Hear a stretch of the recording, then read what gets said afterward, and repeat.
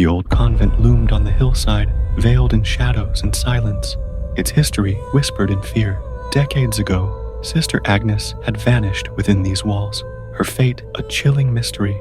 Now, strange happenings plagued the grounds, candles flickering without flame, whispers weaving through empty halls. Father Louis, tasked with an investigation, entered the abandoned chapel one icy night.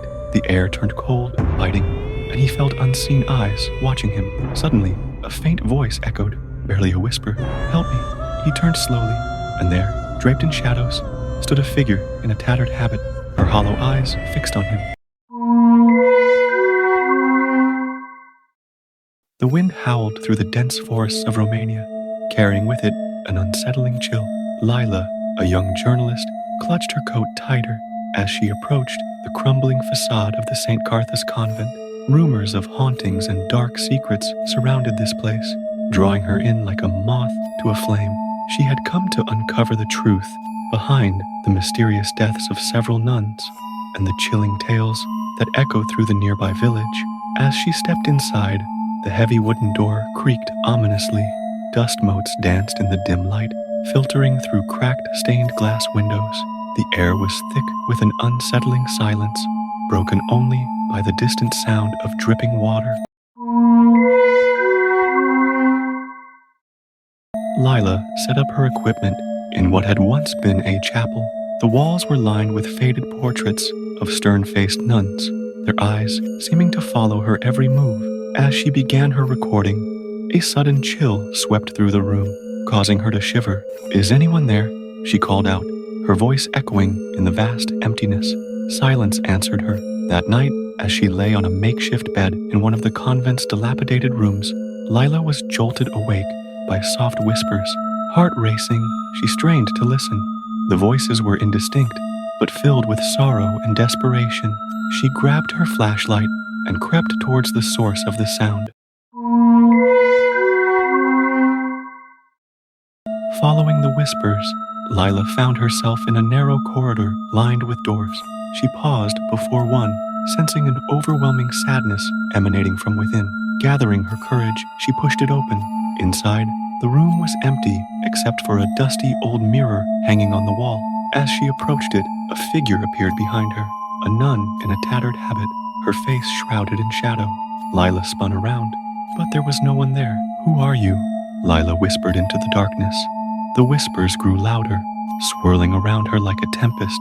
Panic surged through her as she stumbled backward and fell to the ground. The next day, Lila met Father Michael, a priest sent by the Vatican to investigate the convent's dark history.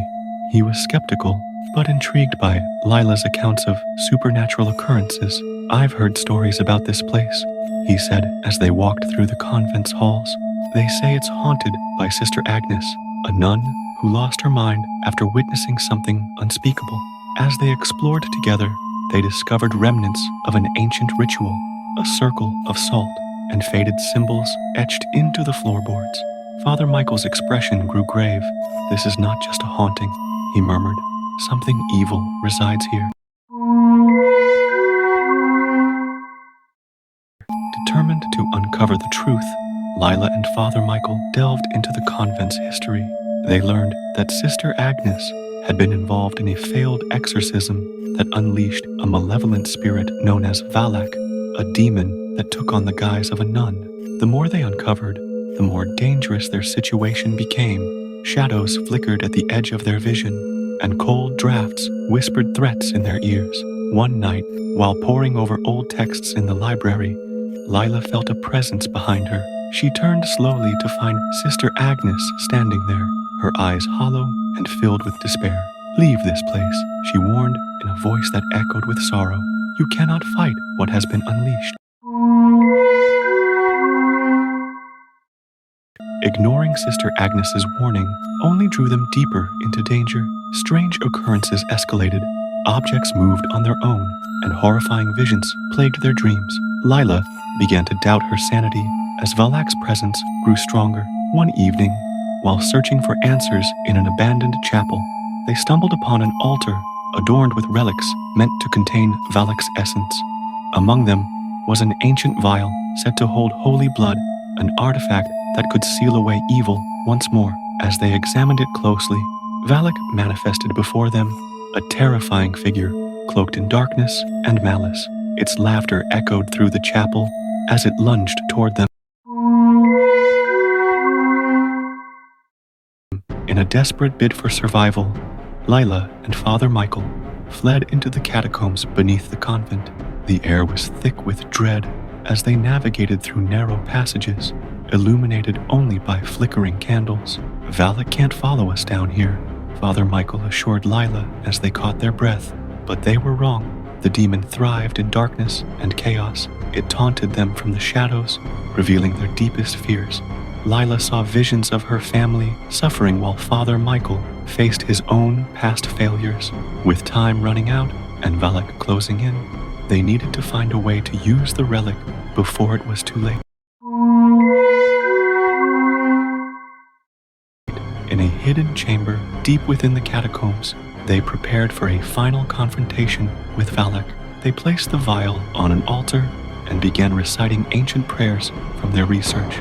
As they chanted, Valak appeared before them in its true form, twisted and grotesque.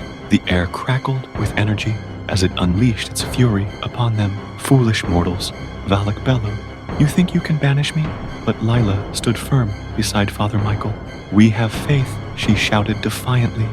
As they poured holy blood from the vial onto Valak's form, the demon shrieked in rage as light erupted from within it, illuminating every corner of the chamber.